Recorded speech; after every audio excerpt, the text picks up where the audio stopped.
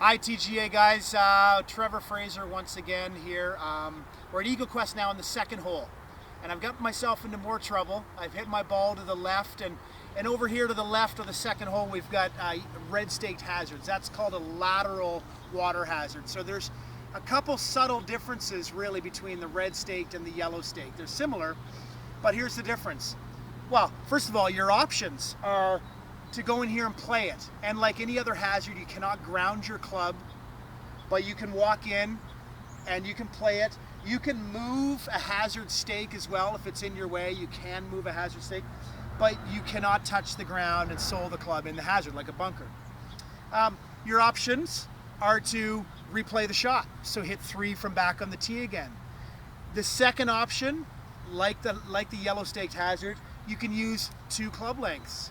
So basically, in any direction, no closer to the hole. So in this case, the hole being over here, we'd have to come back a little bit, no closer to the hole. The third option, and what makes it a lateral hazard, and one that guys don't know as much about, is that you can go laterally to the other side of the hazard if that option is there.